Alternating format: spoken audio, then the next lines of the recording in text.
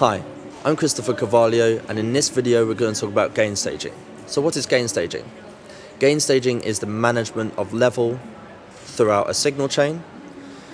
For example, if you're using analog gear, each piece of gear has its ideal level, also known as nominal level. And the ideal level is enough that the signal to noise ratio is high enough, but not too much that it saturates on the way in. Inside your digital audio workstation, such as Pro Tools or Logic or Ableton, it's giving yourself enough headroom, but also giving your plugins enough headroom to operate ideally, or to operate in a way that they are designed to operate. This is especially true with things like saturation and dynamics processing, such as compression, where the way it behaves totally depends on how hot the signal is going into it. So why you should gain stage in your digital audio workstation is because, first of all, you want to give yourself headroom when you're mixing so that you can mix with a great balance of instruments, really healthy dynamics, which will make the master better in the end result. But also because you're likely going to be using non-linear plugins in your channels, such as compression and saturation, which behave differently depending on how hot the signal is going in. If your peak level on a channel is close to zero or already exceeding zero, then you're going to have a hard time adjusting the threshold in the compressor to find the right amount of compression for your track. Also, when you gain stage, or when you adjust all of the levels on the channels before the fader, you'll have better fader resolution when you are mixing. So things will just be easier to adjust when you are doing the fader mix after your gain staging. So how you should gain stage in your digital audio workstation is ideally as early in the signal chain as possible. And what I mean by that is, if you are gain staging a software instrument track, a synthesizer, then open up the plugin and adjust the master volume of the plugin until at the loudest moments the peak level is somewhere between -12 or a bit lower. If it's an RMS, if you're measuring RMS, then ideally around -18 decibel RMS. It doesn't have to be exact, but if you are applying this process to all of your tracks, then you start off in a good place. If you are recording audio, then I'd advise that you aim for those sort of levels when you're actually recording anyway, so that you don't saturate on the way in, you have plenty of headroom, but you still have plenty of signal to noise ratio. And if you are gain staging audio tracks that already exist, so audio recordings, you can usually do a gain on the audio clip itself, or you can load a gain or trim utility at the very beginning of your chain on the track and just turn the gain up or down until at the loudest moments those levels are roughly there. Like I said before, none of this has to be exact, but actually deploying the practice will help you have more headroom and generally be feeding your plugins more ideal levels. If your track already has some plugins on it, you might have loaded a preset, or you might have already loaded some plugins onto it.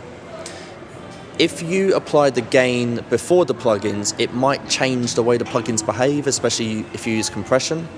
But if you are happy with how the plugins are affecting the sound already, or if they're just part of a channel strip that you loaded, then apply the gain after the plugins so that it doesn't adjust the way they behave, but it does turn them all up or down to that nominal level that we are aiming for. After you've done this to all of your tracks, you'll probably find that your master bus level is somewhere in excess of any one of your channels. If that's too low, you can apply a gain utility on the master bus, or if it's too high, you can do the same but just turn it down via a gain utility, or you can use the master fader. But I advise that you have a gain at the beginning of all of your channels, including the master bus, just in case that you need to change the signal going into that bus itself or that track itself. So at this point in the video, you might actually be wondering, what is gain? What is happening to the signal when I increase or decrease the gain? In digital, gain is a completely non-destructive process. If you apply plus 6 dB of gain and then apply negative 6 dB of gain, you return back to the same sound. Compare that to compression, where compression actually adjusts the dynamics of the signal, like the difference between the loudest and the softest moments. Gain doesn't do that. If you turn the gain up by 6 dB, everything goes up by 6 dB. It doesn't squash or expand the dynamics of the audio. It's completely linear, it's completely non-destructive, at least when you do it inside your digital audio workstation. So for example, if you turn up the gain on the master bus, you're just turning it up. Much like turning up your CD player or whatever you might be turning up. When you turn it down, it just turns down. When you turn it up, it just turns up. There's no compression or anything like that happening.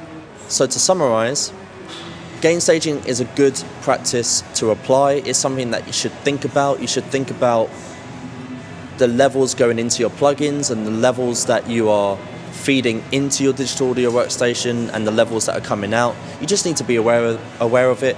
You don't necessarily need to think about it that hard. You don't need to be completely absolute about what numbers you are hitting and stuff like that.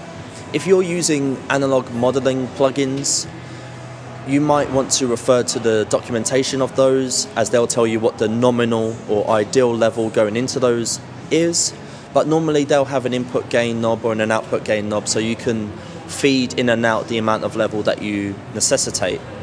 But what I do advise is that you think about it, you give yourself plenty of headroom so that when your mix is finished, you have healthy dynamics, nothing's clipping. Because if you're not aware of this stuff and something is clipping, you apply a plugin to something and it's just destroying it, you might not have the awareness to know that you just fed it too much gain and it's not actually a problem with the plugin itself. So just be aware of these things. You don't have to be, like I said, absolute about numbers and stuff like that, but give yourself loads of headroom. My general rule is, if you're in Logic or any other digital audio workstation, just keep everything green. And the color coding is there for a reason. Just stay green. You can always turn up your speakers if it's quiet at that moment. And then once you've done that and you started to apply your general balancing in the mix via the faders and pan pots and stuff like that, once all of that is balanced, it will fulfill its correct loudness in the mastering process anyway. You don't really want to concern yourself with what the absolute loudness is going to be when you should be focusing on production and mixing. Let us know if you have any questions by leaving them in the comments below and I'll get right back to you.